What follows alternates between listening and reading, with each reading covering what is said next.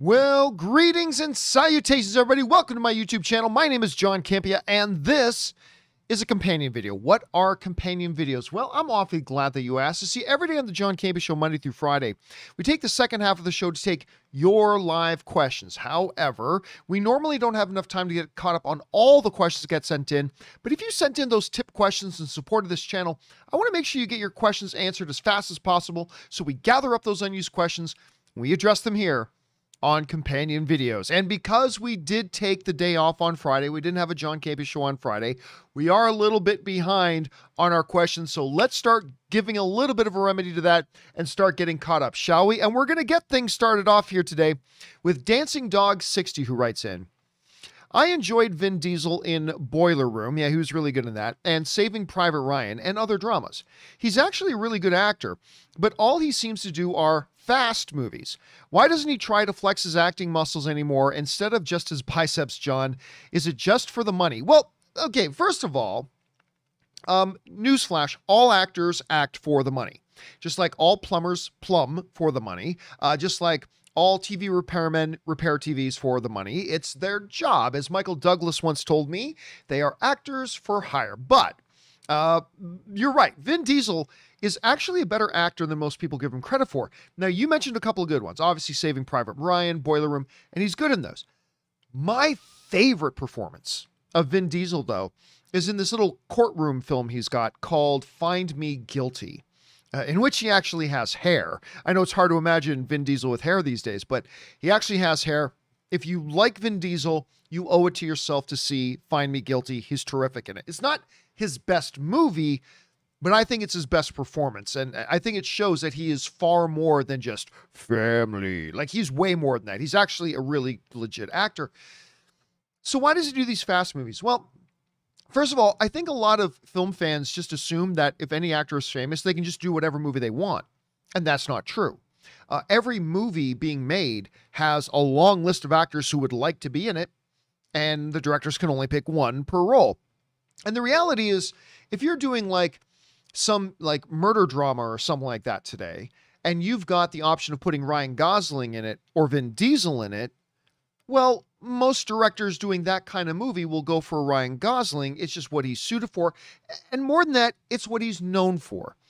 It would be a difficult sell today to put Vin Diesel in a role like that for a big studio film, because the audiences come to expect Vin Diesel in Fast and the Furious movies or movies like and under that, Triple X, Riddick, films like that. So it's a difficult sell. Now, what he can do is take the next few years while his name's still hot and he's known for the action stuff and he's got the physique, do more of these big budget and big profit movies, and then do like what a Robert Pattinson did. Move away from that and do some indie films, because indie directors and producers would love to put a big name like Vin Diesel in their films, even for more dramatic stuff. And then spend a couple of years doing those, like enlarging his reputation for the types of material he can do, and then maybe he will. So that's my take on that. And once again, if you haven't seen it, check out Find Me Guilty. All right, thanks for that, Dancing Dog. Next up, Ryan Lohner writes, the name Wednesday comes from Woden's Day, another name for Odin, so Loki actually has taken over his father's throne. At least it wasn't Thursday, which comes from Thor. You know what? I don't know if that's factually true, but that is what I've heard before. And I'm not saying it's not true. Maybe it is. I don't know much about where the origin of the names of the week, of the days of the week came from. But if that's true, it's pretty fascinating. And again, I don't know if it's true. That's what I heard. Of course, what he means by Loki's taking over his father's day is that, of course, Loki comes out on Wednesdays now on Disney+. So there you go. Thanks for that, Ryan. Next up, The Sock writes, there are two O's in Doctor Strange. And there's an O in Thanos, an O in Mephisto. I see where this is going. Which means they both are going to show up in Multiverse of Madness. And because he was in an issue of X-Men for a half second, he's going to pull them in. Oh my God, we're getting X-Men. Perfect logic, The Sock. Perfect logic. At least logic as far as a lot of online fan speculations have been about these things and always looking for proof and clues and everything. That's about as good as any of them. All right, thanks for sharing that, Sock. All right, next up. Russell Amador writes, hey, John, This weekend is the release of the Fatherhood movie starring Kevin Hart, yes, on Netflix.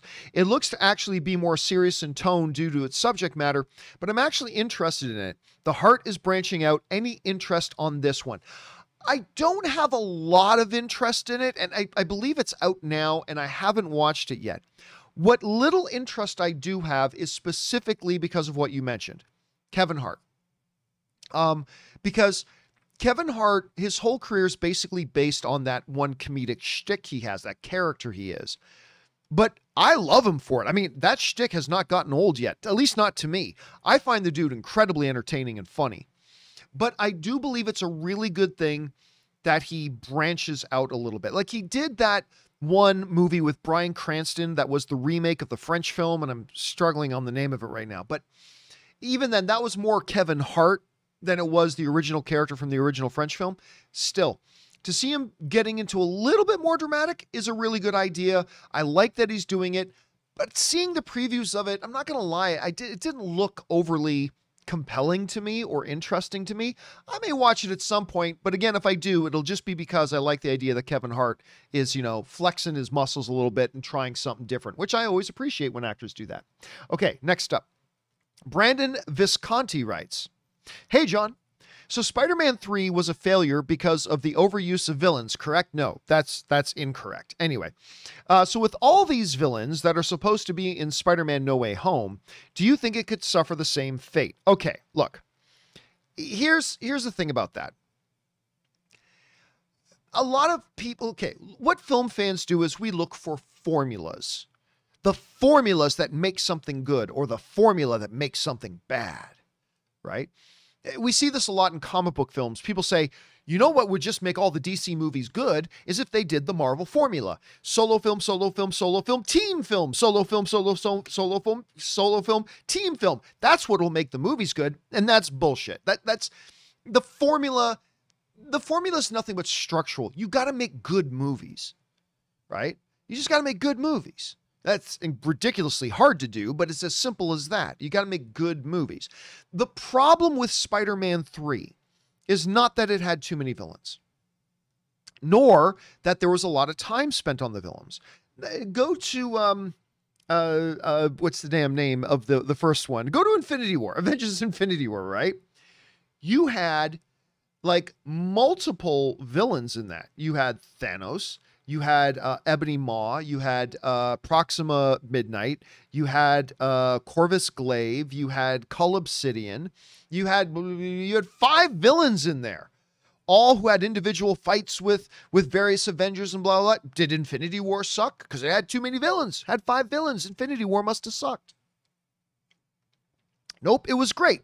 Or go back to like the godfather of all modern comic book movies, the movie that ushered in the golden age of comic book movies today, the first X-Men movie, right? That had like at minimum 4 villains. You had Magneto, you had Mystique, you had Toad, you had Sabretooth, and there might have been 1 or 2 others in there too. It depends if you count the Senator or not, but at any rate, 4 villains. Well, by the formula, that means the movie sucked, right? No, it's a fantastic comic book movie. The problem with Spider-Man, The Amazing Spider-Man 2, was not that they had so many villains. Not even the fact that they spent a good amount of time on those villains. It's what they did with the villains. It was just a poor movie. It was just a bad movie. They could have had just one villain, and it still would have been a bad movie. Not the numerical formula of all this or how much time. It's not, do you spend time on those characters? It's what do you do with the time you're spending on those characters? You know what I'm saying? So, no. And by the way, we've seen movies with tons more villains. Tons more villains. And they can be very, very good. So, am I worried about No Way Home because it looks like they've got a certain number of villains? Not at all. Look, the movie's either going to be great or it's going to be terrible. Or somewhere in between. But just the fact that they have a certain number of villains won't be the determining factor of that. It'll be how they use them. All right. Thanks a lot for saying that in, Brendan. All right. Next up, we've got Brendan M, who writes in tips in like $20. Thank you, Brendan, for supporting our channel on that level, man. One of two. Hi, John. Regarding Loki, variants looking different. Miss Minutes said the timekeepers reorganized the timeline into one, and the video shows the different timelines weaving together. Maybe the other universes weren't eliminated, but all integrated into one, where they all coexist peacefully. The sacred timeline doesn't eliminate multiverse, but it keeps them from going to war. So every universe has its correct place in the sacred timeline. Different versions of different people all have their correct paths. I see where you're going with that, Brennan, but that is not how I interpreted it at all. Let's put it this way. Going back to the timekeepers analogy. If you take 5 different shirts and then take the material from those shirts and make one shirt out of it, do you have 5 shirts or one shirt? You have one shirt. It was made out of the fabrics from 5 various shirts that no longer exist, but it was those 5 shirts that came into one to make the one timeline, right? See, the way I interpreted it, and listen, we still have 4 episodes of Loki to go, so they may give us a lot more information that'll change our opinion, but for now, I'll say that the way I interpreted it was that they didn't just snap their fingers and eliminate all the multiverses except for one. It did look like they merged them into one, but still we are left with one. One reality, one sacred timeline. And now again, more information is to come. And we could see the next episode of Loki in a day or so, and that may give a certain set of information that totally changes the way we look at that. But again, from my point of view and the way I interpret it, the way they described it, it's not like they just took all the multiverses and still kept them all separate, but now they're in harmony. That, like, it didn't say the timekeepers made peace amongst the multiverse. No, because remember, one of the things Ms. Minute said was, if a variant happens and it's not stopped before it redlines, multiverse happens. And they trying to stop that from happening. So why would it say that in the show if the multiverse already exists, just in one timeline? Anyway, that's how I kind of see it. But again, Brennan, you never know. Like I said, they have 4 more episodes to go. They may give more information that'll change that, but that's where I'm at right now. But we'll see. You may very well be right, brother. You may very well be right. We'll find out. All right. Andrew writes, 1 of 2. I need to rant. Okay, here we go. I've always bought my movies through Google Play. Me too. I have owned a Roku for years, and it was always the easiest way to do it. They recently shut that down and moved my library to YouTube. Holy cow, is the library awful on the YouTube app. Everything is lumped together with no organization whatsoever. You would think if they were going to make this move, they would have more intuitive library system for your movies. So frustrating. And I'll tell you what, man, I'm kind of with you on that. Now, look, here's the good part.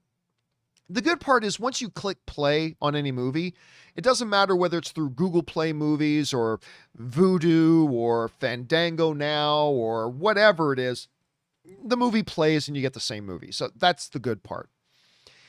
And it is just a UI issue. But UI is important. UI, whenever you hear that term in tech speak, it just means user interface, the thing you see and interact with to navigate an app. The UI thing, now that Google Play Movies isn't a thing and it's all been shuffled over to the YouTube library section, it's an issue. I agree with you. It is not a well-designed UI.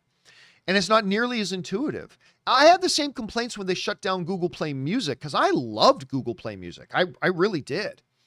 But now it's YouTube Music and it's not nearly as easy to use.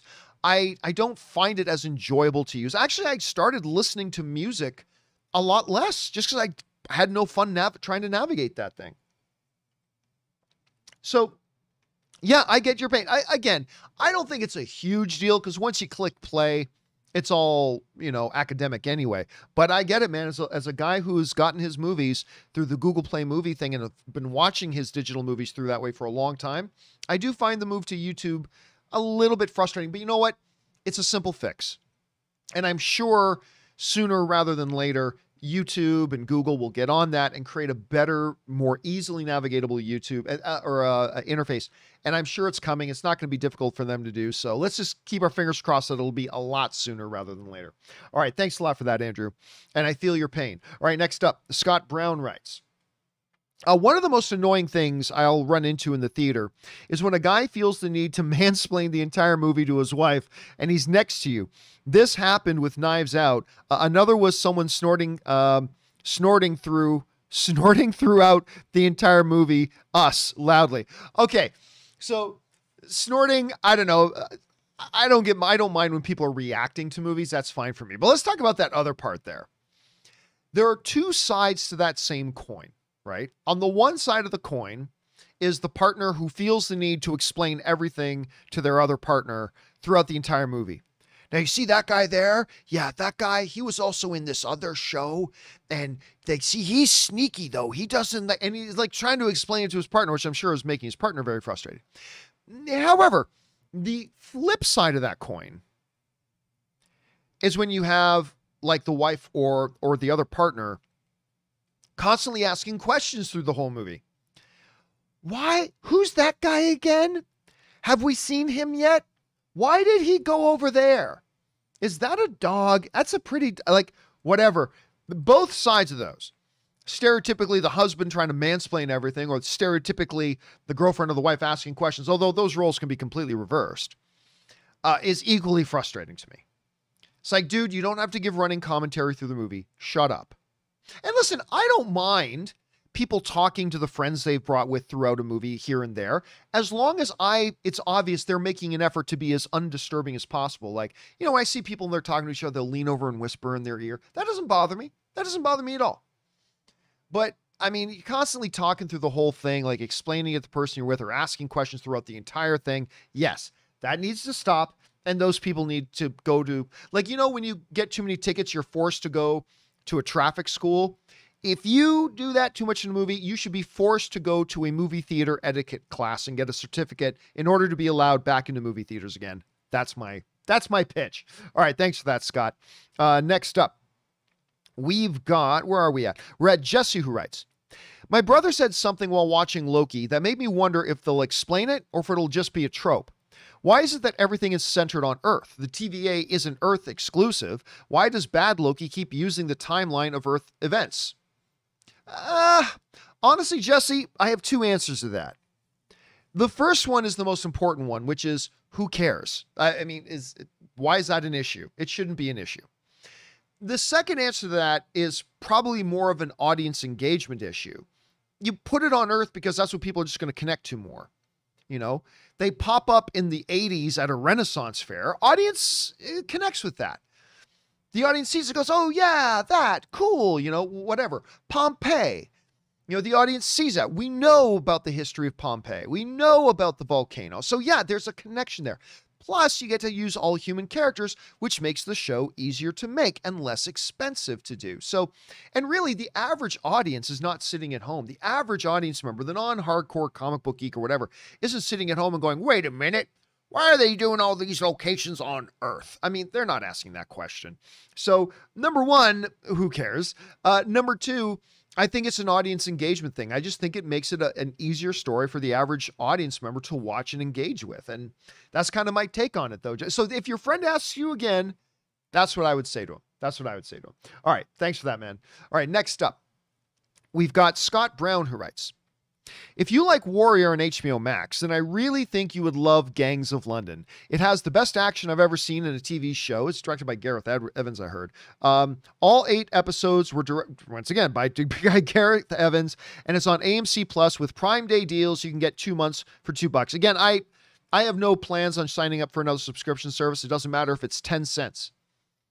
Because eventually I'll forget that I'm subscribed to it, and then they'll charge me the full price and whatever. But I've heard good things. I've heard good things about it. I highly doubt the action's as good as it is in Warrior. Now, I can't say that for sure because I haven't watched it, right? But I have a hard time imagining the action's as good as it is in Warrior. I mean, God, that show is so good. I know you've heard me say it before, but I finally got turned on to Warrior because, you know, Dennis constantly talks about it on social media. And then I had a number of you guys writing in to tell me about it. And so started watching it. I binged both seasons in 3 days. I couldn't stop. And even once I was rounding into season 2, I ended up staying up till 4 a.m. just so I could finish it out. I mean, it was that addictive and that good. And I don't know. If the opportunity ever avails itself without me needing to subscribe to yet another streaming service to watch it, I may check it out because I've been getting a number of people, Scott, writing in saying I should check it out. But until it is on something I'm already subscribed to, I'm probably going to take a pass. But I bet sooner or later it'll pop up on something. All right. Thanks for sharing that, Scott. Appreciate it. Next up, Werder writes, "Hey, John, just curious, but have you finished Mayor of Easttown?" Oh, I did. "Would love to hear your thoughts. Thanks, and let the filthy be brought." All right. Thanks a lot for writing that in. And yeah, listen, I was a little bit late to Mayor of Easttown. I was a little bit late to it. Like, I started watching it when I think the second to last episode was coming out, and didn't get caught up on it until after the finale aired. I had a bunch of people writing into me and saying, you should really check it out. It's the best performance Kate Winslet's ever get. And I'm like, okay, hold on, everybody. Slow your roll a bit. Kate Winslet is a multi-time Oscar-nominated actress, whatever. But you know what? I finally started watching it. Oh my God. It is the best work she's ever done. It is her best acting of her career. This show is fantastic. And you just get, by the way, I don't know the name of the actress who plays her best friend in the show. The character's name is Lore. I guess that's short for Lori. But her best friend in the show, her name is Lore. And I don't know the name of the actress off the top of my head, but if you're one of the members of the Emmy, committee, just take the Emmy, put into a nice UPS box, and just ship it to her now. And just don't waste anybody's time at the next Emmys. She's going to win. At least at this point, it's hard to imagine her not winning. And by the way, Kate Winslet very well could win the Emmy for Best Actress. The show could probably win for Best Drama. It's fantastic. Now, if you haven't started watching it yet, understand the first episode is just all set up. It's introducing you to the community, it's introducing you to the backstory, and it's introducing you to the characters. And then episode 1 ends with the flashpoint, the event that will set the rest of this series into motion. But the first episode is just introducing everything. And it's good. It's good. But man, once you get into episode 2, I just couldn't stop watching it. It's so good. Go and check out Mayor of Easttown if you have not started doing so yet.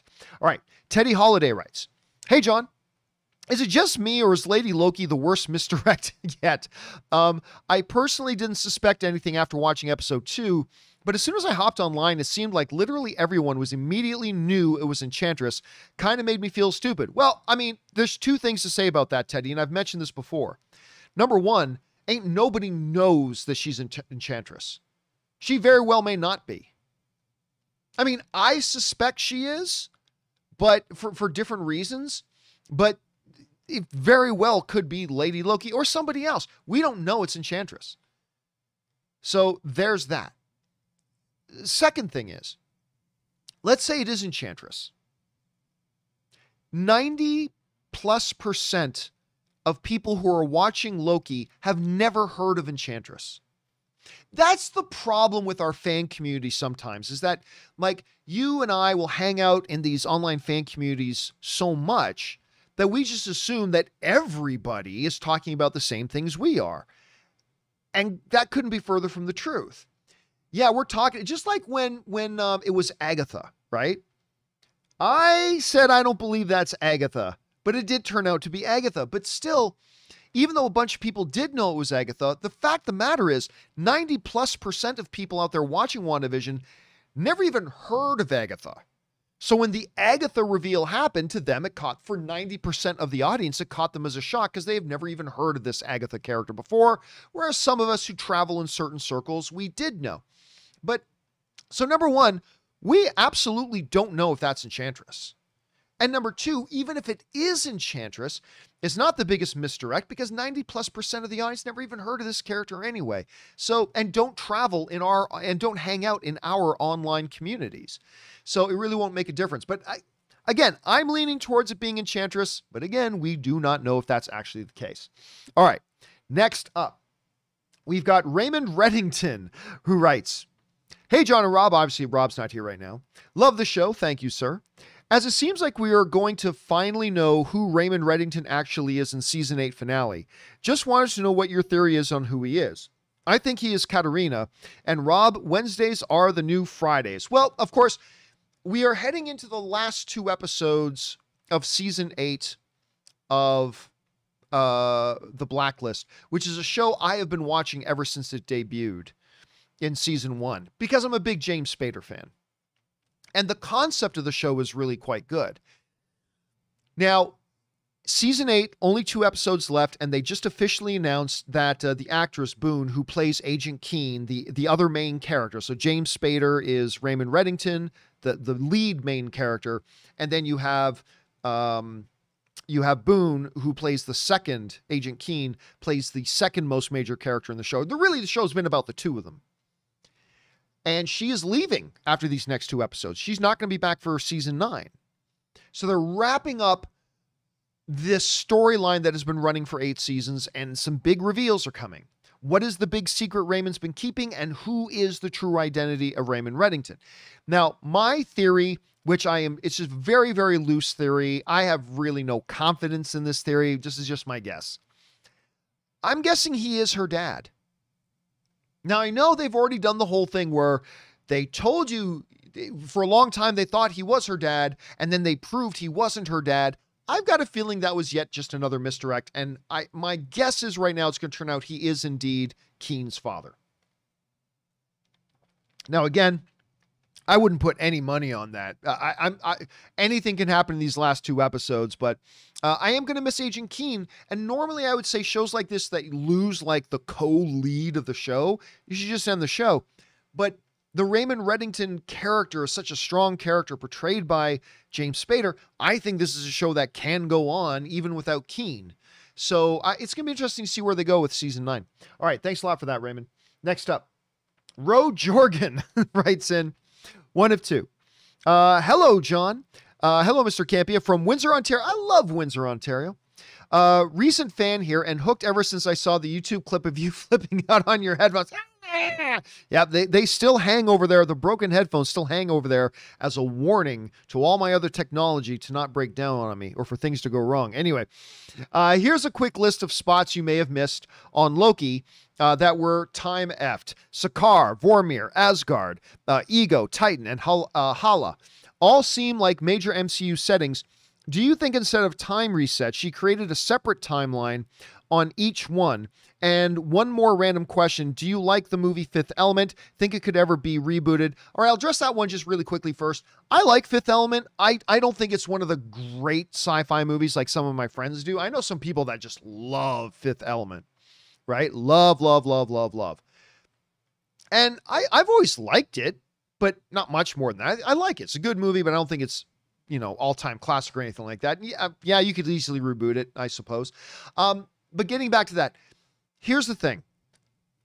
You got to remember that the variant, whether it's Enchantress or Lady Loki or whatever, she didn't just send out 6 or 7 of these things. She sent out tons of these things. And I think that board that came up that showed locations, I don't think there's any real significance to that. I think that was just a nice little Easter egg to throw some names up there that people like us, the audience, that if we caught it, we would recognize the names. But remember, it's not, if they only sent out like 5 or 6, then maybe those names would be relevant. It's like, well, why Vormir? And why Sakaar? But the reality is there were tons of them that she sent out. Tons of them. Which led me to believe they're really practically going everywhere.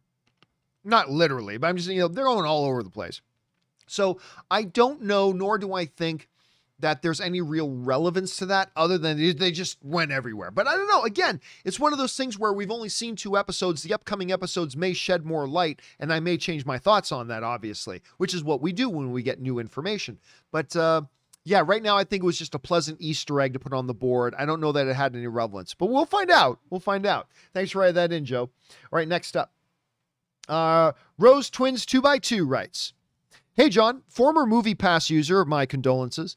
Former Movie Pass user, I thought I'd share. Many a time a few go to theaters in Georgia. Please proofread. The card actually authorized for like $17. So if I bought tickets at the counter and snacks, the card converted covered both. Always felt it would be short-lived. Cheers. Really? That shouldn't work. And here's why that shouldn't have ever worked. Okay, so for those of you who don't know how MoviePass worked, I don't have a wallet here, but let's say this remote control was a credit card, okay? When you join MoviePass, for those of you who are never members, you had a MoviePass card. Now, what the card really was, it was just a MasterCard. It was literally a MasterCard with a MoviePass, logo on it. And the way the card worked was this. It was connected to your MoviePass account. Now, when you would use the app on your phone to say, I'm going to the AMC Burbank 16 Theater to see, I don't know, Light Between Oceans, the Michael Fassbender movie. Terrible movie, by the way. But I'm going to go see Light Between Oceans at the AMC Burbank 16 on Thursday at 6 p.m. Okay. What the app now knows is that at the AMC Burbank 16 on that night at 6 p.m. for a screening of Light Between Oceans, the ticket price is $15.50. What it then did was automatically credit $15.50 to that Visa or to that MasterCard MoviePass card. So then you would go to the theater, go to the kiosk, and just buy your ticket as normal, except instead of using your regular bank debit card, you would use that MasterCard, that MoviePass card, because it automatically had $15.50 on it, and you could buy the ticket with the funds that were available on that MasterCard, right? Since that's how it works, it should have had the exact amount of money for purchasing the ticket. There shouldn't have been money or available usage of it to buy concessions. So maybe it was just a fluke, like a glitch that worked on yours. Actually, I don't know. I'm curious, for any of you guys who were MoviePass members, did any of you have that kind of experience? I'd be really interested to know if you did. So all I can say, Rose, is it seems like it must have been some kind of fluky glitch on your account because it shouldn't have worked. But I do want to know, did more of you experience that? Please write down in the comments section. I would honestly love to know. Thanks for sharing your experience, Rose. Okay, next up. Tron writes, where are we at here? Tron, there are rumors that DC is going to announce delays of some films at DC Fandom. Do you know if this is true? And if so, why would they announce delays at a fan event when the point of it is to get people excited for the films? I don't get it. Okay, so Tron, here's the first thing I would say to this. And you guys know my philosophy on this. I guarantee you that information did not come from Variety, The Wrap, The Hollywood Reporter, or Deadline, or Entertainment Weekly, or whatever. It didn't come from any of the legitimate trades. If you don't get information, or if you can't find that information on the legitimate trades, ignore it. Just ignore it. It is 99% untrue.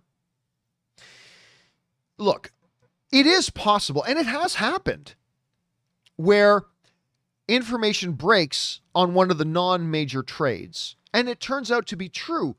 But even in that 1% of the time, 99% of that, it'll eventually show up on the major trades within a day or two as well, right? Because they're the ones with the real inside sources and real connections and real long-term relationships, and they can get that information with a phone call. So if you don't see it pop up on Variety or Deadline or the Hollywood Reporter, 99%, not 100%, but 99% chance that it's just not true. And if it is true, it eventually will be on those sites. So if you're wherever you're hearing that rumor from, I wouldn't pay any attention to it. The other thing is this. You're exactly right, Tron. DC fandom and events like it are meant to hype up things and to celebrate and to be a feel-good, mental Viagra kind of get a stiffy just thinking about it kind of event. They don't want to break downer news at these things. Hey guys, you know that Batman movie with Matt Reeves we've all been excited about? Yeah, we're pushing it another 6 months. You don't announce that at DC fandom. If you are delaying some of these projects, you drop a press release months before DC fandom. You get the bad news out there first, so that by the time you get to DC fandom, you're just talking about, woohoo, can't wait for the Batman to come out on whatever the new date is. You don't drop downer news at DC fandom. That is an event meant to hype people up. You don't drop downers. You drop it well in advance. So again, maybe there's some validity to the report. I doubt it. But if there is, there's no way DC uses DC fandom to drop downer news on people. I just don't see that happening. So that's my take on it. All right. Thanks for writing in, Tron. All right. Next up, Rose Twins 2x2 writes, hey guys, with your unique background in studies, like with the cloth and law, of course, because I used to go to seminary and I used to work in law and life. Can the TVA be an all-good entity if they allow horrific atrocities to occur? Being aware of it, i.e. genocide, are they perhaps complicit? I think this could be a good theme, going forward. Well, I mean, look, I'll tell you what. This goes back to a lot of debates that would happen around the seminary, right? And in religious circles as well. But I think it's good to apply it to, I think we can apply it to the TVA here as well. The old debate would go like this. If God is all good, then how can he allow bad things to happen? Right? That's reducing it down, but that's the basic gist of it is. Here's what my position on that always was, and then how I think it applies to the TVA. If a guy decides to drink heavily and then get in his car and drive and smashes into a really nice, grandmother and kills her, it wasn't God that did that. That was the asshole who decided it was cool to drink and drive. By the way, just a little thing, if you drink and drive, there's no gray here. You're a fucking asshole. Can I just say that? If you drink and drive, you're a fucking asshole. And if you just got offended by what I said, get the fuck out of here. I don't want you as one of my audience members because you're an asshole. Anyway, that being said. That wasn't God who chose to do that. That was the asshole who decided to do that. Now, you could then say, well, isn't God then complicit for not stopping that person? And here's the rub. If God were to do that, that's taking away free will. And nothing in life has any meaning if it's not navigated by free will. So in seminary, we would talk about that, God would give, wisdom for life and guidance for life, but it's still up to people if they want to be jerks or not. It's still up to individual choice. And the reality is we as human beings can make the choice to hurt each other. And we often do. Bono, the lead singer of U2, once said a quote that was one of my favorite for a long time. He said, "We have enough food on this planet to feed everybody four times over. Don't blame God that we don't share it around." I mean, it's just a dumb musician making some observation about life, but it's actually pretty wise words. Now let's transpose that to the TVA. If the TVA is as they've presented it so far in Loki, and remember, we may find out in the next 4 episodes that the TVA is not as it seems in Loki so far, but for now, let's say that the TVA is as it seems, okay? I think people misunderstand the timekeepers. I don't think the timekeepers are writing everybody's destiny. If that was the case, then variance would never exist. If the TVA were actually writing out destiny, then Mobius wouldn't need to try to convince Loki to cooperate. He could just go to Ravonna and say, hey, tell the timekeepers to write Loki's destiny that he just cooperates, please. No. They know the timeline. The timekeepers know what's going to happen between here and there, but they don't take away life's free choice or free will. It's still up to sentient beings to make choices and make decisions, to decide what they will and won't do. And yes, if some make decisions that are going to harm other people, it's not their place to take that free will away from them. So that would be my take on that. Now, again, like we were saying before with the other question that came in, we've only got 2 episodes of the show so far. There's a lot more information to come, and maybe as we get more information about the TVA and what's really going on behind the scenes there, we'll change our opinion, we'll change our answers. But that's my take on that right now. That, no, the TVA is not complicit because it's not their place to take away the free will of beings in the reality they govern. So anyway, that's kind of my take. I don't know, a little bit heady for a conversation like this, but that's where I'm at right now, Rose. Thanks for writing in. Okay, next up. Florian Stumpf writes, greetings from Germany. Greetings, Florian. I just wanted to tell you guys that I got my vaccine shot today. Congratulations, dude. Thought I'd have to wait a few more months. Stay safe, everyone. Listen, Florian, that is great. Because you know what? I think people like me take it for granted because I live in the United States right now. I live in California, United States, and COVID rates have been dropping like crazy. Tons of people getting vaccinated. Well over half the population here. I think we're closing in on 3/4 of the population here in California has got vaccinated, if I'm not mistaken. The new case numbers are dropping like crazy. I was just able to do a real normal thing for the first time in a long time. I just went to Vegas this weekend, first time in over a year. Fantastic, fun experience. But I think living in this situation makes me take for granted and forget that there's a lot of other places in the world that have not been able to get enough vaccines, that the COVID problem is only getting worse, and all that kind of stuff. So the fact that you were able to get your vaccine, man, that is awesome. Thank you for sharing that good news, Florian. And I hope you're able to get back as quickly as possible to what normal is as quickly as possible as well. And congratulations, man. That's awesome. All right, next up.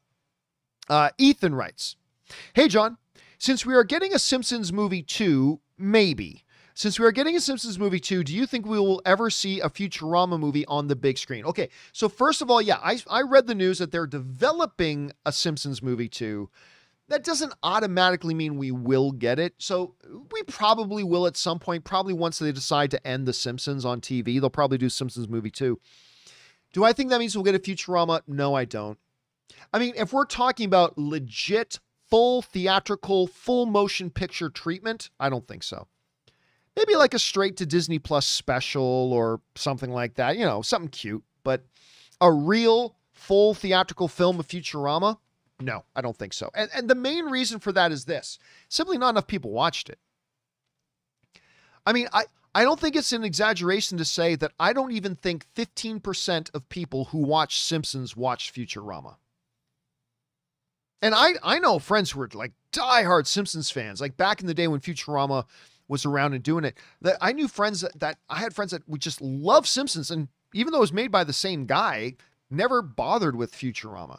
It had nowhere near the audience or pop cultural impact that The Simpsons did. So while I would be all about a movie about the adventures of Zapp Brannigan, I send wave after wave of my own men until the killbots hit their kill limit. One of the greatest characters ever in animation, Zapp Brannigan. Well, I would be all down for it personally. I don't see them doing it. Again, maybe some cute little Disney Plus special release, but like a full theatrical real motion picture, kind of doubt. I just don't think it has the following, but that's me. And maybe I'm wrong. Who knows? All right, next up, we've got Cody Hunt Films, who writes, I find it interesting that all of the agents in the TVA are humanoids. Why would space lizards model their workers in human form?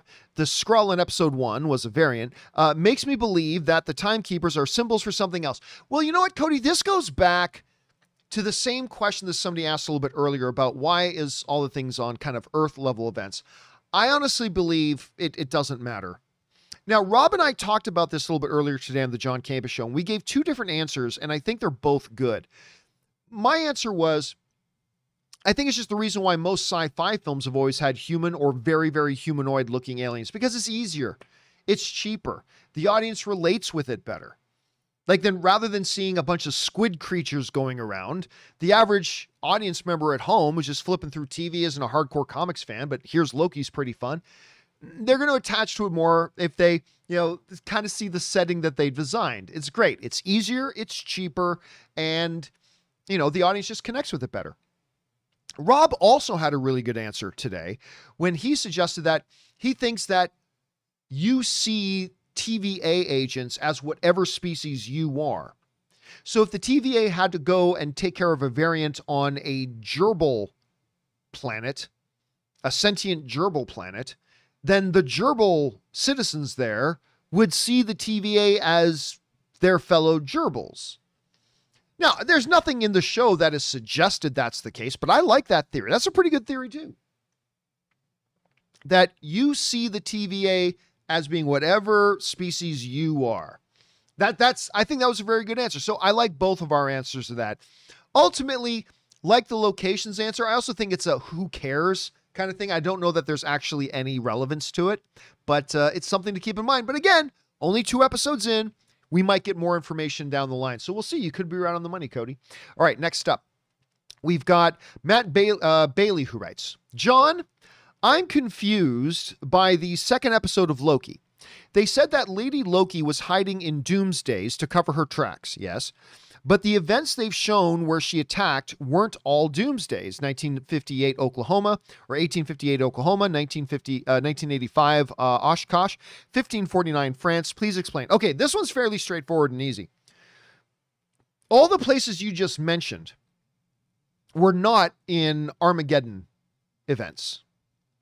And that is why when, let's call the Lady Loki or Enchantress, let's just call them the Variant for now. When the variant set traps there and set ambushes there, the TVA knew about it because they could detect the variants there. And the reason they could detect a variance there is because that's not an Armageddon event. So the variant would go there, do their attacks, do her ambushes, and then retreat to an Armageddon event, because there at Armageddon events, what Loki figured out was that the TVA cannot detect variations at an Armageddon event because everybody in that event are going to die.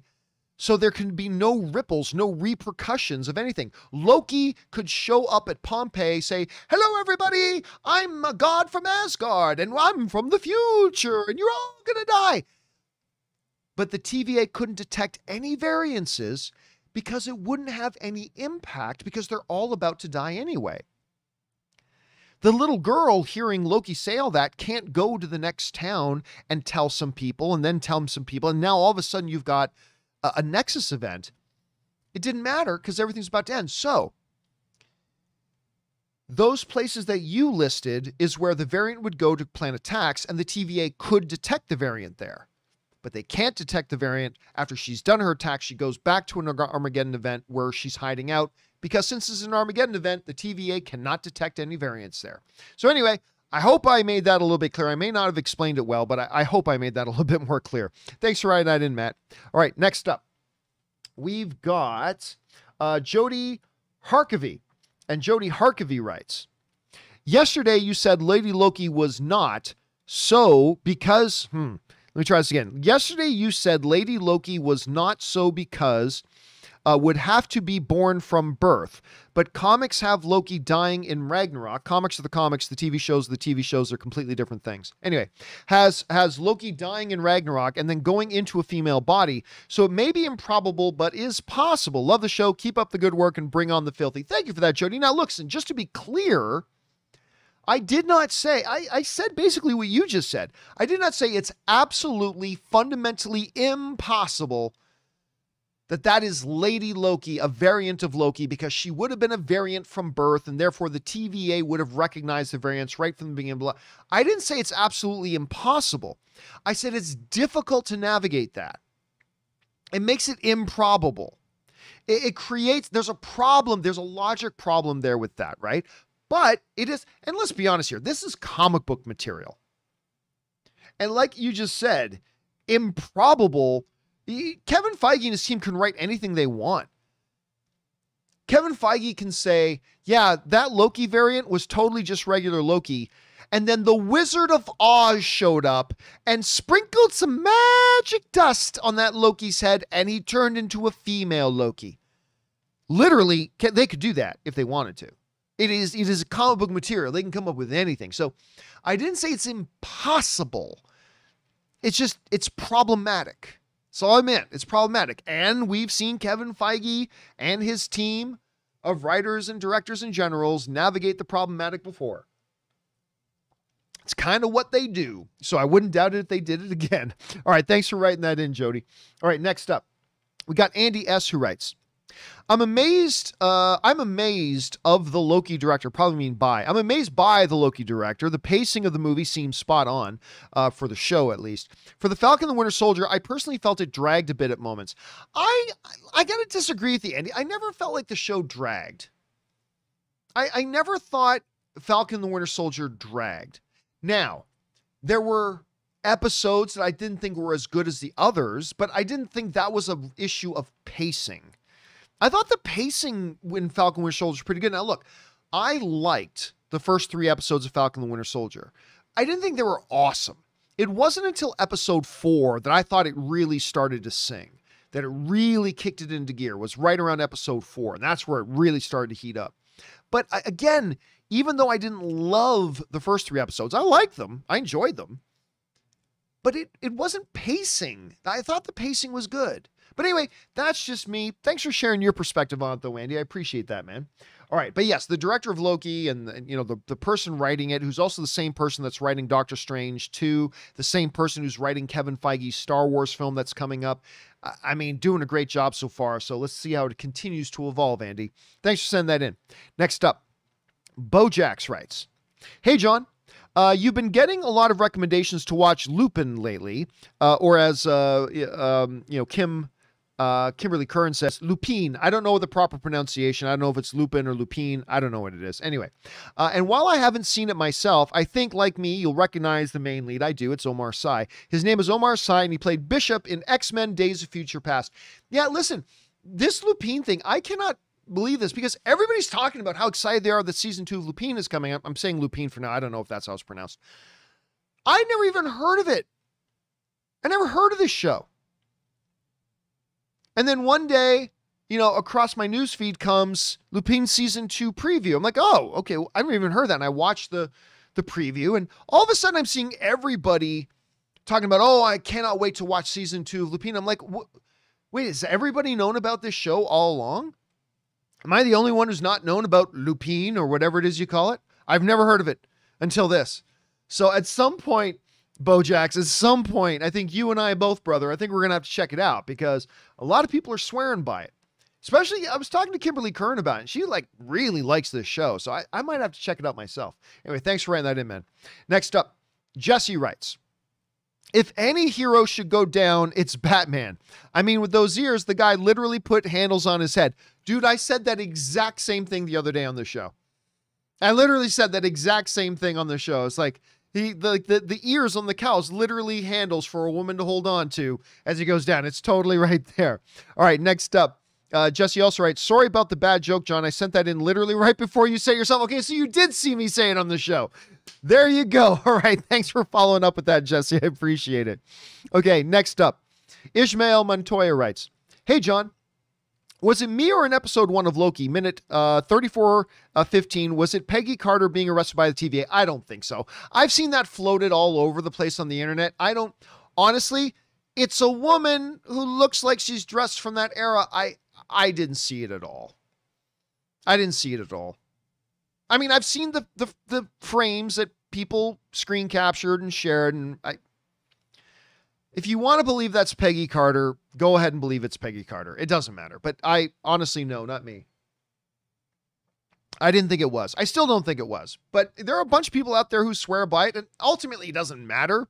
So one of these days, the people behind Loki will come out and say, yes, that was Peggy Carter, by the way. We created a little backstory. And okay, great.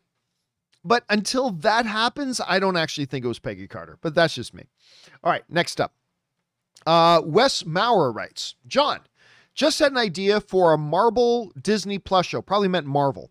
For a show about marbles on Disney Plus. Yay! I get the green one. Anyway, would love your input. Agent Jimmy Woo and Darcy in the X-Files type show, but instead of uncovering extraterrestrials, they're uncovering different mutant phenomena. Dude, Wes, I've been saying, take out the X-Men mutants nonsense. Take that out. I've been saying that exact same thing ever since they showed up. When did they show up? Episode 3 of WandaVision? Episode 3 or episode 4? Anyway, ever since they showed up, ever since Darcy and Jimmy showed up in that, I've been saying, give me a Marvel's X-Files show with Darcy and Jimmy. And they're sent and go around and investigate unexplainable phenomenon. Like, not aliens like X-Files, but I mean, it can be aliens, I suppose. But I've been saying that forever, Wes. Now, I don't No, I don't think that's how you bring in X-Men or mutants. I don't think that at all. But that concept for a show, I've been saying it for months, dude. You and me and a lot of other people have been saying that one for months. So I'm all on board with it, Wes. I am all on board for that. I still want it. All right, Diego writes, can we talk about how good the shows on Apple TV are? Ted Lasso, hilarious. The Morning Show, fantastic. Defending Jacob, which I still never seen yet. Amazing. Oh, and their movies. Cherry and Greyhound, incredible. Really looking forward to what is next for them. I'll be honest with you. I did not think Cherry or Greyhound were all that good. And I say that as a massive Tom Holland fan.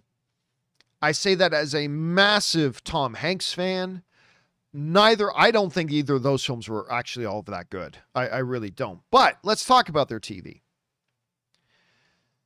When Apple did their that big announcement event where they announced Apple TV Plus and they brought, Jennifer Aniston on stage and they brought Jason Momoa on stage. I remember thinking, like, none of this looks interesting to me. And it didn't look interesting. It didn't at all. But then I saw Morning Show. I'm like, damn it, that is a good show. It's not for everybody, but I thought that was a really good show. And then my brother-in-law, Ray, who does, all the images for the John Campea Show, he was over at my place for a couple days and he had this show For All Mankind, which is an Apple Plus show. And I got hooked on. I'm like, damn it, this show's good. And it was great. And then Ted Lasso is so fantastic. One of my favorite things going on TV right now is Ted Lasso. The one thing that I saw on Apple TV Plus that did not win for me was the Jason, and it's funny because I love Jason Momoa, but that C show that he did, SEEC, I didn't think that was very good. But honestly, everything else, all the other shows I've seen, and I haven't even seen that Chris Evans one yet, and I'm dying to.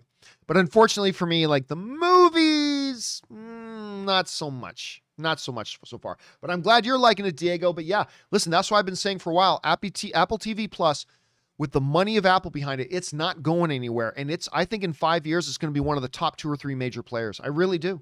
I really, really do. All right, next up, Jack Wallace writes, hey, John, it's my son Aiden's birthday on Friday. Well, today is Monday, so Friday we didn't do a show, so we're still getting caught up on that. So on Friday, June 18th, he turns 10. He's a budding photographer and an all-around great kid and loves both you and Rob. Oh, that's so nice for you to send in, Jack. So Aiden Wallace, happy birthday to you, my friend. I love the fact that you're a budding photographer. Get onto that photography stuff. I love good photography. I'm glad you're doing it. So happy birthday to you. Belated birthday to you. I hope you have had a wonderful birthday and you have a great year ahead of you. And thank your dad for that, because it was real nice of your dad to do that, man. All right. Thanks a lot for that, Jack. And I hope you did have a great birthday with your son.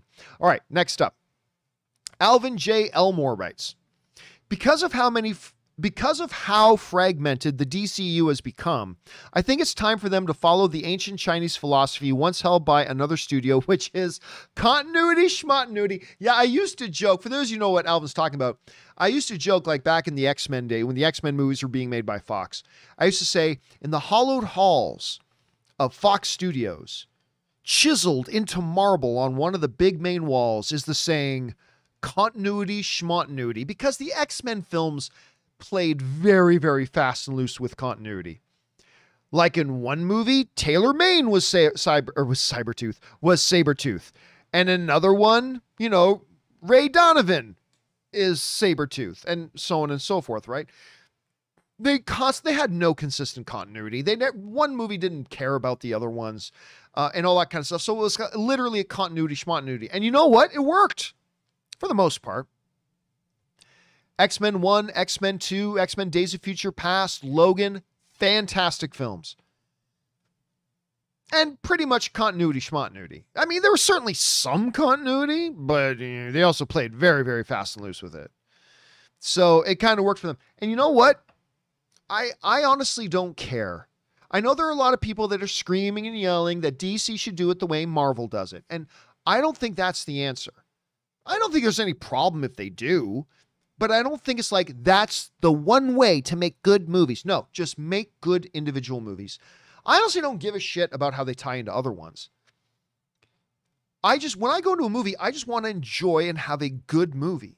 The reason the Marvel Cinematic Universe has worked, contrary to popular belief, is not their formula of standalone film, standalone film, standalone film, team, standalone, standalone, standalone, team. That's not why. They're good because the movies are good. Notwithstanding Iron Man 2 and, Thor Dark World, but the movies are good. People like the movies. They go into a movie, they have a fun, entertaining time. They come out of the theaters with big smiles on their faces, having had a great time. And that's why the MCU is popular. It's not the formula. It's that they've made really good movies. And the more and more that DC has changed their focus to just make good movies, we've seen things starting to turn around. And I think they've made some fantastic movies. Like, obviously, Man of Steel, but Aquaman was great. Shazam was fantastic. The first Wonder Woman was fantastic. Joker got nominated for Best Picture at the Academy Awards. I'm very excited to see, Matt Reeves's The Batman. I'm very excited to see that. And they got some really cool things on. They got, Andy Muschietti's directing The Flash. That could be very special. So, it's cool when the shared cinematic universe thing is cool. And there's definitely pros to it. But it's all pointless and irrelevant if you don't make the individual movies good. And that stands beyond the formulas. So, we'll see. We'll see. Continuity schmontinuity, my friend. All right, next up. Rama writes, have you watched any of the Euros? Italy have begun great. Dude, listen, I wasn't interested in I don't watch much soccer at all. I watch soccer when the World Cup comes around and Italy's playing. So I wasn't really all that keen on watching the Euros. But then, Italy won a couple of games. Like, they're doing well. So then when they played their third game, I'm like, all right, I'll tune in, Forza, I got all excited. So I watched the last game. I'll watch the upcoming Italy games. They're doing pretty well. We'll see. All right, thanks for that, Rama. Next up, OK Willow writes. Okay, Willow. Just Willow writes, okay, just to be clear, when you said that a person's going to get spooned to death if they stand between you and a bowl of ice cream, I remember saying that, between you and a bowl of cookies and cream ice cream, you meant that they're going to get attacked by a spoon, right? Yes. I am not saying that I will murder you by gently coming up behind you, putting my knees against the back of your knees, and wrapping my arms tenderly around your waist. No. I did not mean that kind of spooning, just in case there was any ambiguity, in case there was any confusion, in case there was any sort of misdirection there. To be very, very clear, when I said you are going to be killed by spooning, I meant beating you to death with a spoon and not anything else. So thank you, Willow. I appreciate you writing that in and making me clarify. All right, next up, we've got Ryan G, who writes, hey, John, I don't like how they're putting Disney Plus shows on Wednesdays now, because the night before is America's Got Talent and Superman and Lois. They should have just kept it on Fridays. That's my thoughts. Honestly, dude, who cares about America's Got Talent? I mean, you do, clearly, but not everybody watches America's Got Talent. And who cares about Superman and Lois? I mean, I watch Superman and Lois. Yeah, of course, but the majority of people in America do not watch Superman Lois. But the reality is this: any night of the week you put on this show, somebody could point, well, they shouldn't put it on this night because this show is on and this show is on that I like, right? I mean, it's just what it is. Look, they did the research. They looked at the technical aspects. Listen, Loki just debuted on Wednesday, and it was the biggest debut of any of their shows yet. And it was on a Wednesday. So it worked. But here's the other reality is this: it doesn't matter. You can watch it whenever you want. Like, honestly, like Superman and Lois, for example, I just watch it whenever I'm available to watch it. I don't watch it the night it comes out because I'm usually busy. I'll just watch it, the next day or 2 days later when I have a chance to pop it on and watch it. I mean, that's usually when I watch it. So, I mean, for you, it's America's Got Talent and Superman and Lois. But the majority of Americans don't watch either of those. So they could put it on Thursday night, but then somebody complained, well, this show and this show is on that night. So it really doesn't matter. It's whatever works for them. Now, look, did I prefer Fridays? Yeah, I preferred Fridays, but it hasn't been a problem and it's clearly working. So listen, We only prefer Fridays because that's what we got used to. We'll get used to Wednesdays and it'll be perfectly fine. I really don't think there's going to be a thing about it. So they obviously did a lot of thinking and they moved it for a reason. So I'm sure it'll be fine. All right. Thanks for sharing your thoughts, Ryan. Next up, we got Mike Rusetta. And Mike Rusetta writes, "Hey, John, cannot wait till the casinos reopen here in Ontario and hope you are enjoying Vegas. What is your favorite film set in Las Vegas?" Listen, I haven't gone to a lot of casinos in Vegas, but I would go and play a bunch of poker at like Niagara Casino, like the casinos in Niagara Falls. I also used to go to Casino Rama in Rama, Ontario. I used to really like that casino a lot, but I would go and play poker at the ones in Niagara. Anyway, I had a fantastic weekend in Vegas. Ann and I went to Vegas for the first time in over a year. Now, I usually go 6, 7, 8 times a year to Vegas. Obviously haven't been there in well over a year. So we went back for the first time this weekend, had a great time.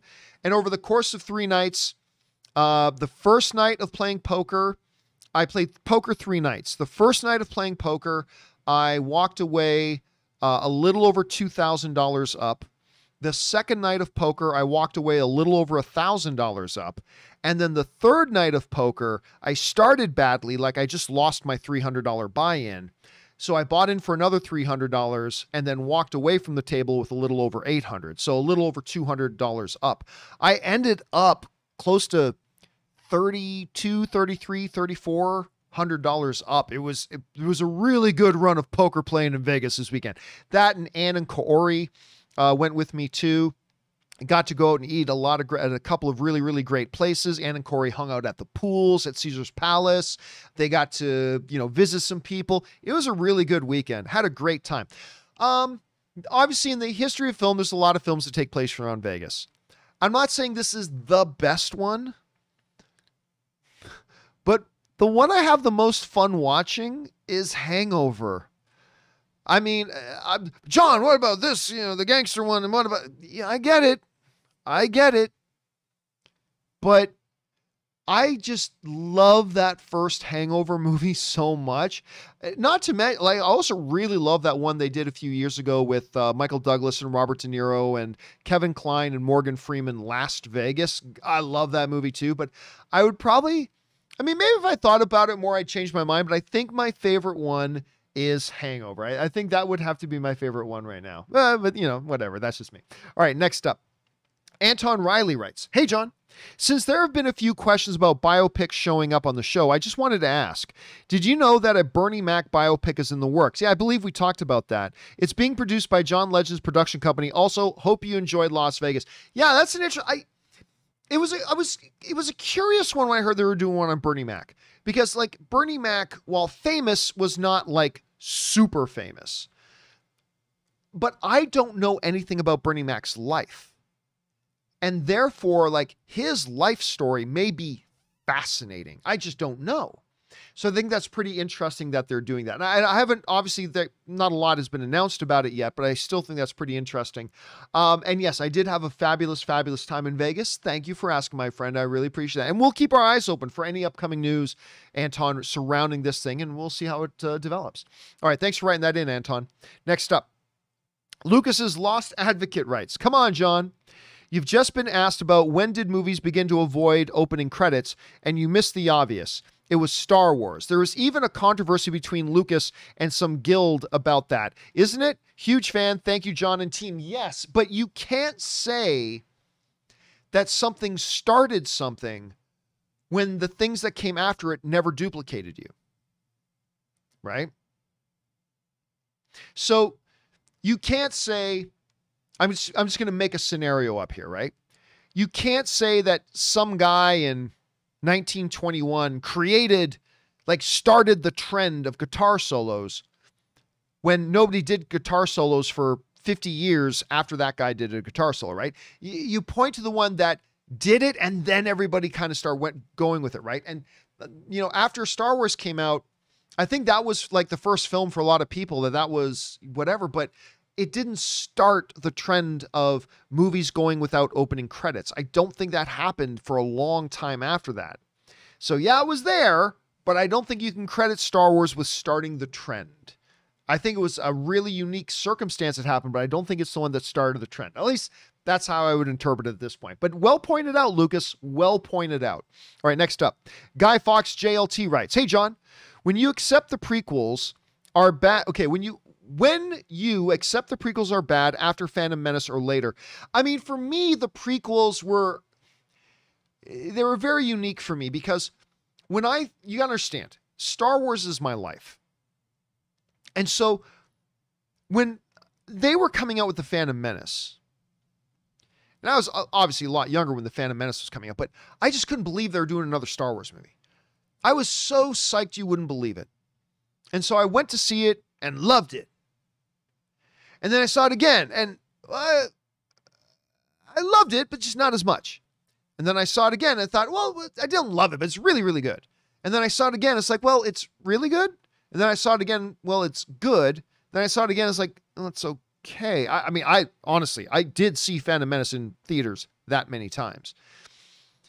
And then I just got to the point where I realized, oh God, this is really a terrible, terrible movie. This is a terrible movie. And I kind of had the same reaction with the following two. You know, I was just in a place, I hadn't really evolved yet as a film fan. I hadn't really honed my tastes and stuff like that. And so again, I got fooled in with the second one too. I saw the second one. Okay, yeah, that was great. And then I saw it a couple more times, like, who am I kidding? That wasn't great. That was god-awful garbage. And then it happened again. Now, I've never had that experience since with any other movies since, in decades. In decades. So it's kind of both. It was watching them, but not till a little bit later of watching them. And the closest experience I've had to something like that again was in reverse with Inglourious Bastards. The first time I saw Quentin Tarantino's Inglourious Bastards, I hated it. Like, straight up hated the movie. And then I watched it again a few months later on home video when it came out on DVD. I watched it again a few months later with a girl because I was on a date.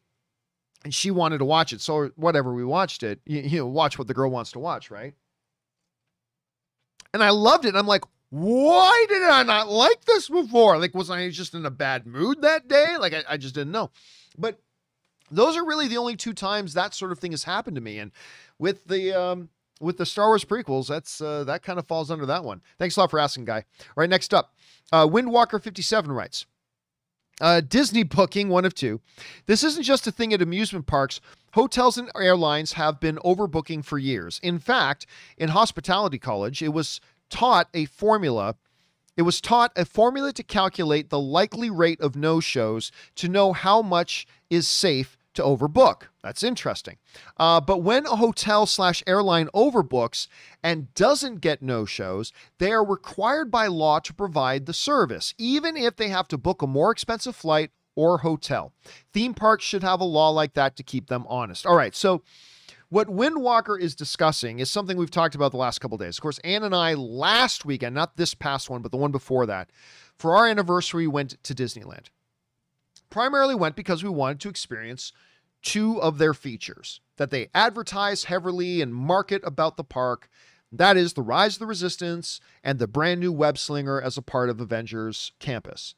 They've been advertising the hell out of them. And so we thought, for our anniversary, let's go Disneyland so we can experience these two features. Now, we understand that there's a digital queue system, that at 7 a.m. you have to be on your app and register a spot on the ride that day. So sure enough, Ann and I wake up at 7 a.m.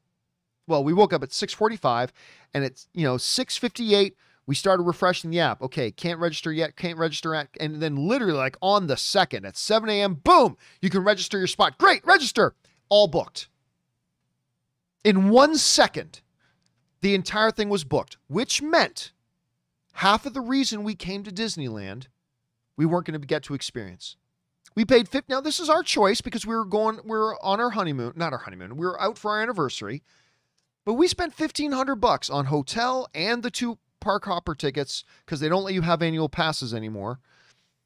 So we could experience that. And right there, we were out of luck. Okay. So then we get in the queue for or that one was for the Web Slinger. So then we decide we'll do the queue for Rise of Resistance. That queue opens at noon. The queue for that opens at noon. Okay, same thing.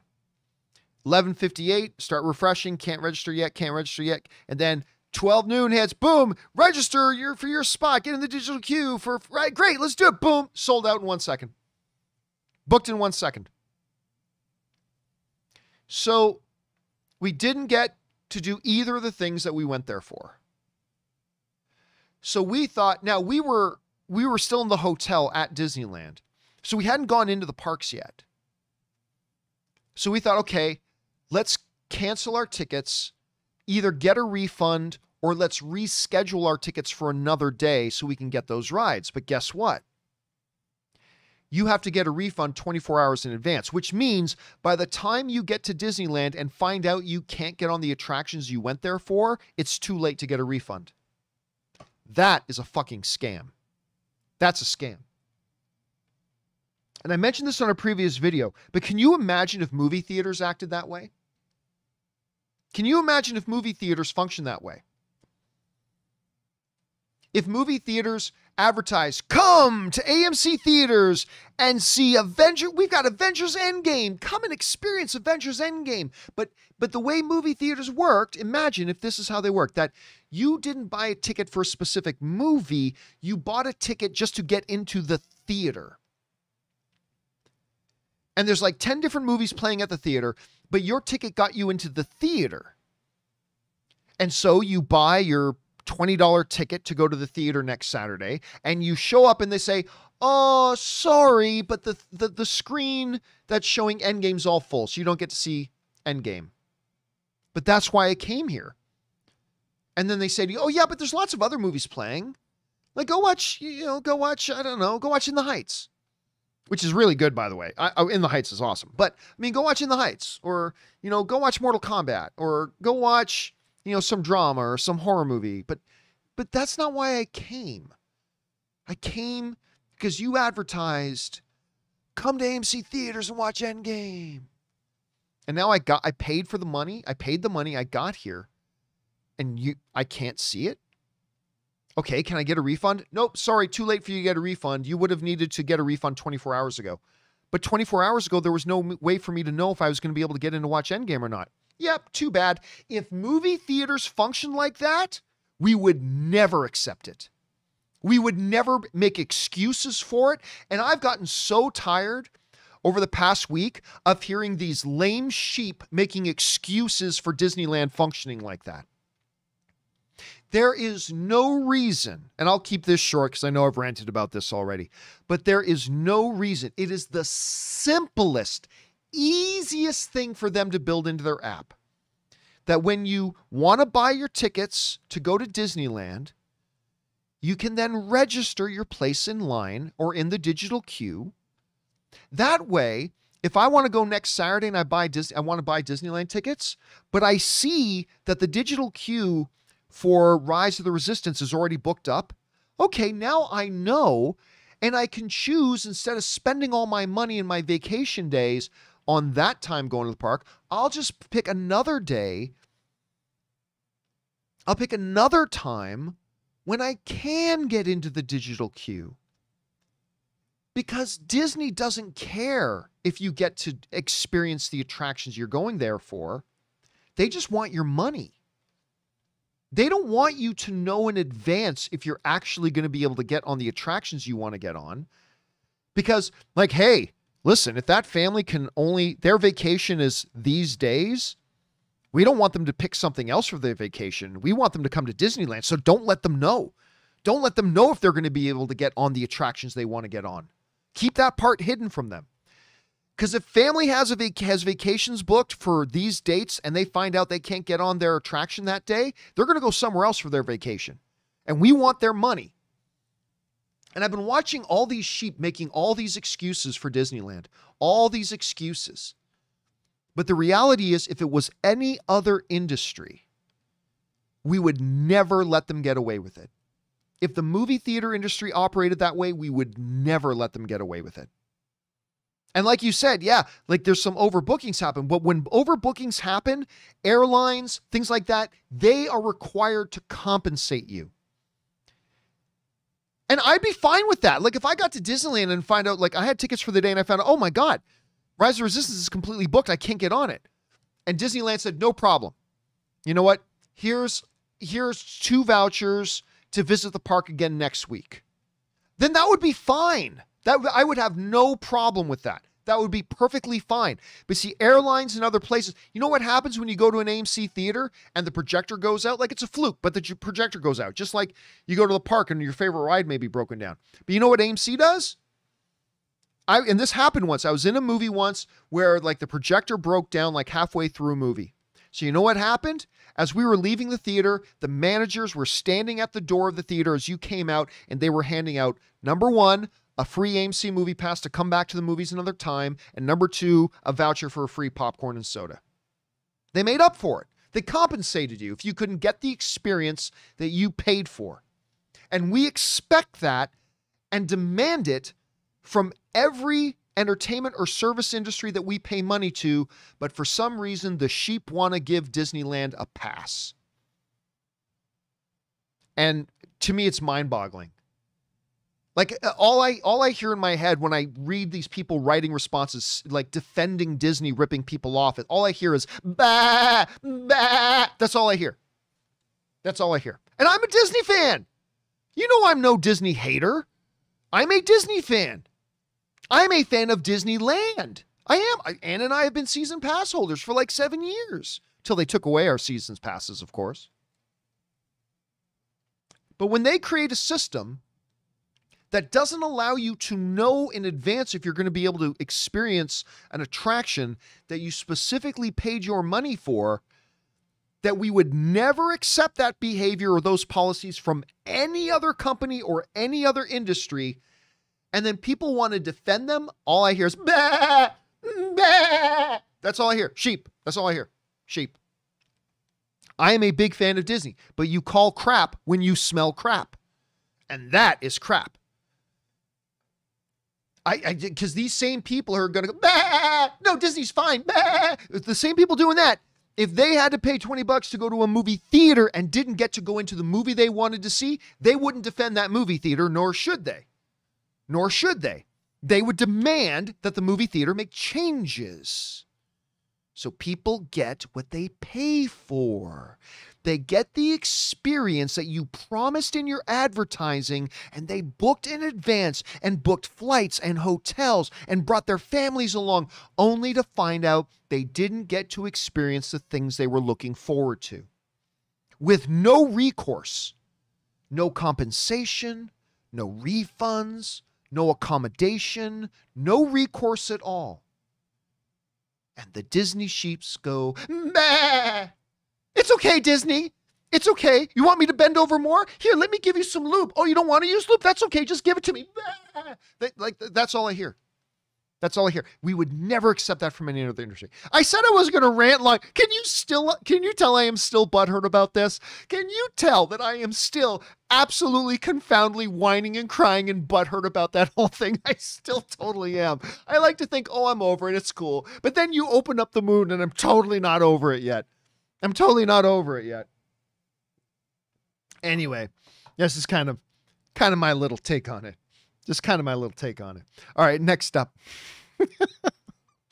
Anyway, Nja, pronounced N-J-A. Oh, just N-J-A. Okay, N-J-A writes, I feel your struggle. More about Disneyland. I promise I won't rant again. I feel your struggle with Disneyland, but damn, $1,500. Americans dump that kind of money on a theme park. Well, let me address that in a second. Hey, if it's worth it to you, you go. I wouldn't pay that much, even if a private dance was included from Slave Leia, Rey, and Yoda. Don't judge me. Now, listen, the thing, and Ann and I we paid nothing compared to what a lot of families pay. Because, a lot of families, the thing is, Disneyland is not just a theme park. It is a full resort experience. You get the hotels. A lot of people plan their entire family vacations for a year round. And it's not just, 2 adults. It's like 2 adults, 3 kids, whatever. They will book their vacation days. They will fly across the country. They will get the hotels. And yeah, man, it adds up. And Ann and I don't do that every weekend, but it was our anniversary. So we felt, yeah, let's spend a little bit of money and go have a really good time. And we weren't able to get what we paid for. So that is what it is, NJA. It is what it is. All right, next up, Suthius writes, okay, guys, how exactly is it that those variants Mobius showed during the briefing are either completely different species or different persons altogether? I thought that a variant can only branch off from the main timeline, the sacred, oh boy, this is one of 9. Okay, the sacred timeline. Hence, why this Loki is, even though a variant, is still the same frost giant / Asgardian humanoid and not a different species. Surely, those other variants didn't become that way simply by veering off the timeline, right? Actually, they very well could have. Anyway, I think and believe that those are variants of different alternate realities of the main timeline Loki. I don't. From my understanding of the first 2 episodes, those multiple timelines that existed separately weren't all eliminated by the Keepers. No, but they were merged into one. Again, the same example I was saying. You have 5 shirts. You take the materials from those shirts and make one shirt. You now don't have 5 shirts. You have 1 shirt. Anyway, instead, they were consolidated into one timeline, the sacred timeline, which means that all those timelines live within the same timeline. I don't think that's what it means at all. And those timelines are different realities. I don't believe that. Again, we may find out in future episodes of Loki that you may very well be right. I'm saying right now, I don't believe that. Even though they might look different from the main timeline. They to follow the same events. For example, in a different timeline of a different reality, the exact same events of Endgame played out the same. But instead of it being the Avengers, the heroes are the X-Men.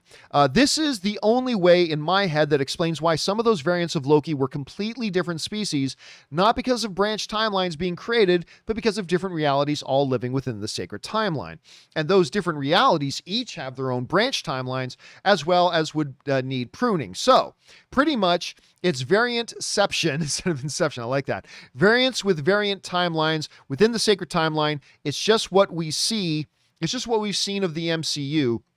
Seems to be the dominant timeline that the Keepers want to be seen. All of those other timelines are still there. It's just that they take a backseat with this whole sacred timeline that is told to us and perpetuated on the TVA. I love shows and movies with different timelines and different realities. I kind of don't, to be honest. But sometimes it can be confusing. I literally had to map out this thought process of mine down on paper first before potentially sounding like a moron. And you don't sound like a moron at all, Suthius. You don't. Not in the least, brother. Again, I don't believe in that whole thing. Like when you watch an opening thing, they didn't just bring order to all the different multiverses. They got rid of the multiverse. And remember, go back and watch Ms. Minutes. There she is right over there. Hi, Ms. Minutes. Go back and watch Ms. Minutes' presentation again. When a variant happens and a Nexus event occurs, that thing starts going up towards the red line. And if it hits the red line, what does it say happens? Multiverse.